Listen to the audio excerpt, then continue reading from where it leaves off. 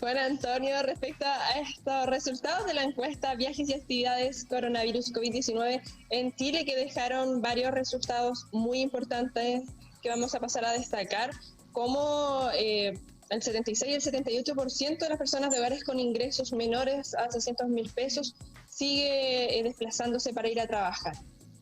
Sí, la verdad es que esa era una intuición que teníamos. Queríamos, bueno, habían varias razones por las que queríamos esta encuesta. La primera es una más evidente, que es poder medir efectivamente cuánto cambió el viaje. De hecho, nosotros queremos hacer una segunda encuesta para poder ver cómo ha ido cambiando ahora que la mayoría.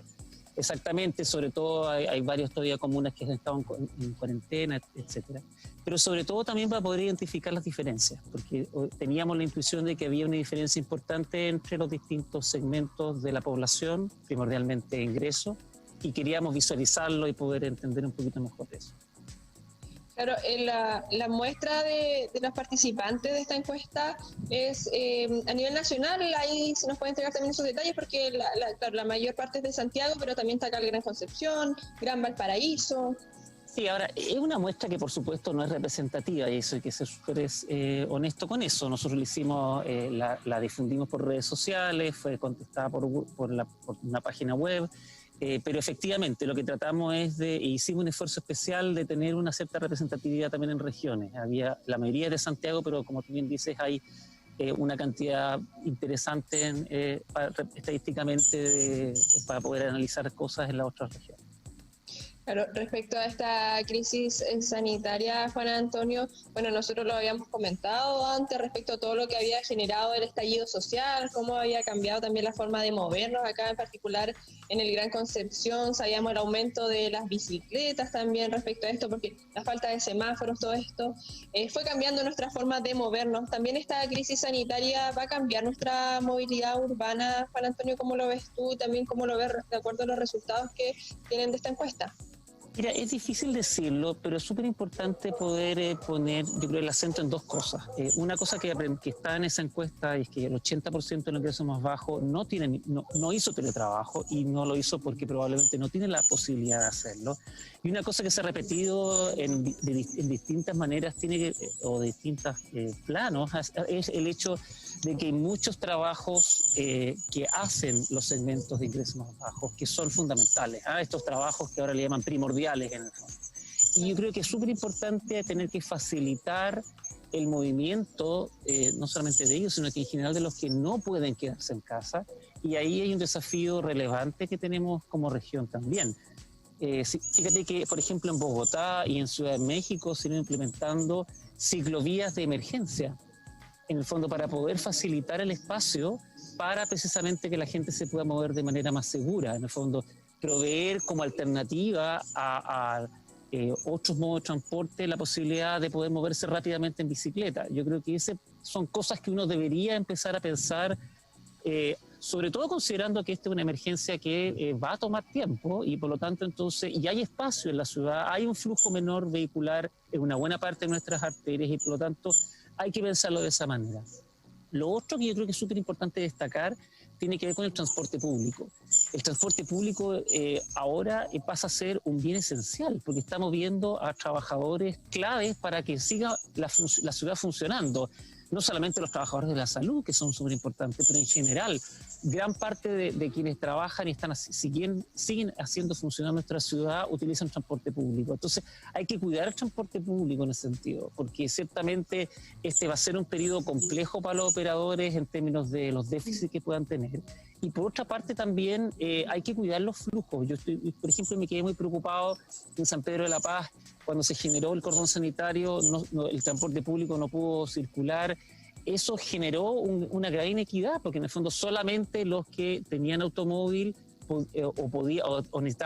podían desplazarse en tramos cortos, podían movilizarse allá. Yo creo que hay que tener mucho ojo con eso, porque en el corto plazo todavía hay harto que se podría mejorar. Bueno, y lo que sabemos también que las personas con menos ingresos se tienen que trasladar de comunas por comuna. En diversos casos no tienen la opción de vivir cerca del lugar de trabajo, porque el tema de los arriendos, sabemos los altos precios, que generalmente los trabajos están más relacionados al centro, y los arriendos más céntricos son más caros, y esto también da la opción de que las personas tengan que trasladarse por los transportes públicos. Y bueno, hemos visto algunas medidas que se han tomado, como el uso obligatorio de las mascarillas. MinSal ha estado con esta campaña y también con estos tutoriales para que las personas, si no tienen, como sabemos la escasez que existen de estas mascarillas, realicen sus mascarillas desde la casa con elementos como pañuelos, bandanas. Pero claro, son medidas que se han ido tomando quizá a lo mejor no tan a tiempo como se esperaba. Bueno, está en una emergencia y yo creo que hay que ir adaptándose a los tiempos. De hecho, hay otros países que han, por ejemplo, instaurado la entrada por detrás del bus y no por delante para poder disminuir el contacto. Por supuesto que eso es difícil en una situación como la nuestra, donde el pago todavía es por moneda. Pero, por ejemplo, una cosa que es súper importante es tratar de ayudar a los operadores de transporte público y generar que el transporte público no disminuya su frecuencia.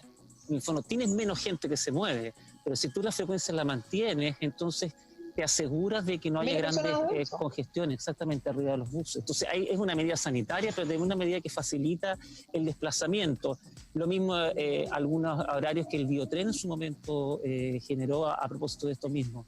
Entonces, si tú combinas eso con facilitar el movimiento vía bicicletas para poder facilitar también esa otra alternativa para las personas que necesitan desplazarse, yo creo que se va generando un espacio para que ayuda en el fondo a que sobre todo quienes tienen ingresos más bajos, que son los que no pueden quedarse en casa, efectivamente tengan un desplazamiento seguro y un desplazamiento adecuado. Porque aquí, ojo, también estamos hablando de que si todos los que se mueven tienen un desplazamiento seguro desde el punto de vista sanitario, bueno, también estamos cuidando el hecho de que no aumente la cantidad de contagiados del virus. Entonces, esas cosas yo creo que tienen que evaluarse con un poquito más de fuerza.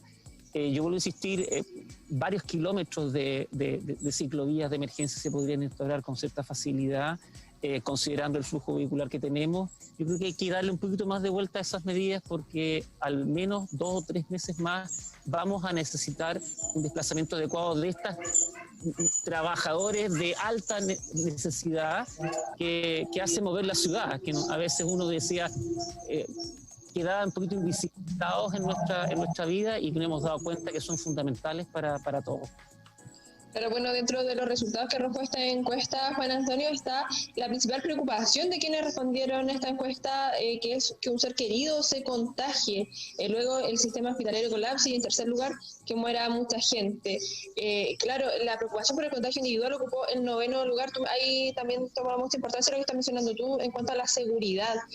Quizás esto también va a hacer que apresuremos ciertas medidas, como lo que hablábamos del pago con tarjeta. Dejemos de utilizar el pago con efectivo, que los choferes tengan que estar también ahí tengan que ganar su sueldo a partir de los boletos que vayan entregando. También hay que cambie este sistema un poco del transporte público, quizás apresure un poquito estas medidas que antes lo conversábamos como posibles cambios que necesita nuestro transporte público. Yo creo que efectivamente genera un momentum para poder pensar en que estas también tienen otra relevancia en términos de lo que tú hablabas de la tarjeta sin contacto. Fíjate que a propósito de eso, de los resultados de la encuesta, una de las cosas que aparecía, los miedos sí difieren por ingreso en algunos casos, en particular el miedo al contagio. Y eso muestra, y donde los ingresos más bajos tienen mucho más miedo al contagio, y eso muestra que los segmentos de ingresos más bajos están más expuestos, y por lo tanto tenemos que facilitarles ciertas condiciones.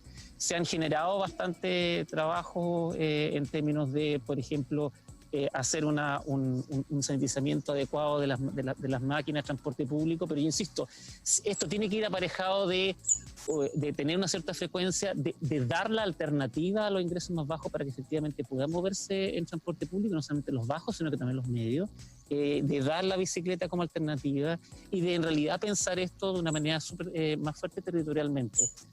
Una cosa que también es como una cosa distinta, pero que se relaciona con eso, es cuando ahora, bueno, se van a levantar las medidas de confinamiento, pero eventualmente vamos a volver en cuarentena en algunos lugares.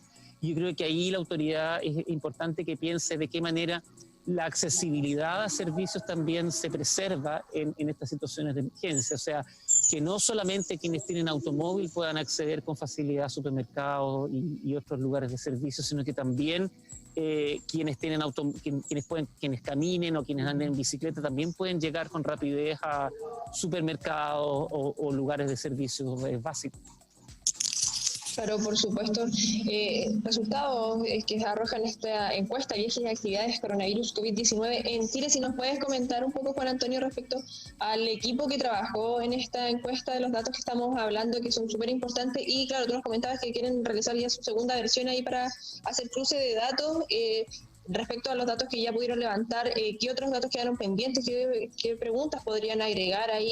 ¿Qué otras aristas quieren darle a esta segunda encuesta? Bueno, primero comentarte del equipo. Este es un equipo de colegas de la Universidad Católica y de la Universidad de Chile, que somos parte de un centro de estudios del Instituto de Sistemas Complejos de Ingeniería, que tiene financiamiento desde el Estado vía la Iniciativa Científica Milenio. Pero y en el fondo una cosa también que está allí y que queremos seguir explorando tiene que ver con las diferencias en términos de tiempo asociados a quienes tienen que estar cuidando a otros. De hecho, una pregunta que hicimos ahí es si la persona tenía algún tipo de deber en términos de cuidar hijos o adultos dentro del hogar y fuera del hogar. Y una cosa que encontramos y que queremos seguir explorando en la segunda parte es que no hay grandes diferencias entre quienes cuidan y quienes no cuidan respecto al tiempo que dedican a otras actividades. O sea, en el fondo lo que está ocurriendo es que quienes están cuidando a esas personas están teniendo una doble carga. Una carga de tener que continuar con su trabajo vía teletrabajo o saliendo, pero a su vez estar cuidando a, por ejemplo, los hijos o hijas que ahora no tienen el colegio, o adultos y adultos mayores. Entonces, es una cosa que sí nos interesa seguir explorando, porque yo creo que en el mediano y largo plazo va a ser relevante ver qué pasa, sobre todo con los cuidadores y cuidadoras. Aquí esto todavía sigue siendo súper importante desde el punto de vista de género, son primordialmente mujeres, de esta suerte de doble carga que ahora se intensifica en el hogar, ya sea teletrabajando o teniendo que todavía salir, pero aún a cargo de adultos mayores y de niños y niñas. Ese es un tema que yo creo que hay que seguir mirando en el futuro porque es muy relevante.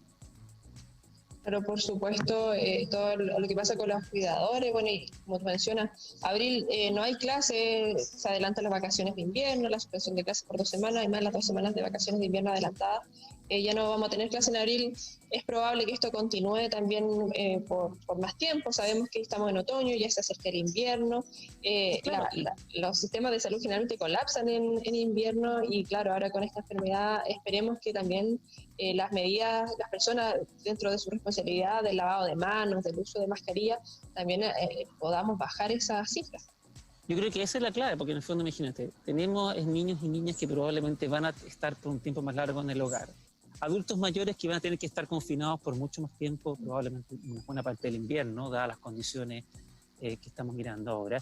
Y en el fondo, ¿qué pasa con los cuidadores y cuidadoras que tienen que seguir trabajando, que en el fondo tienen otro tipo de labores? ¿De qué manera vamos mirando, vamos apoyando esa labor que ciertamente es bastante más compleja en estas condiciones? Yo creo que esa es otra de las cosas escondidas que han ido aflorando en esta época. Uno fueron los trabajadores que no visualizábamos que eran claves para la ciudad.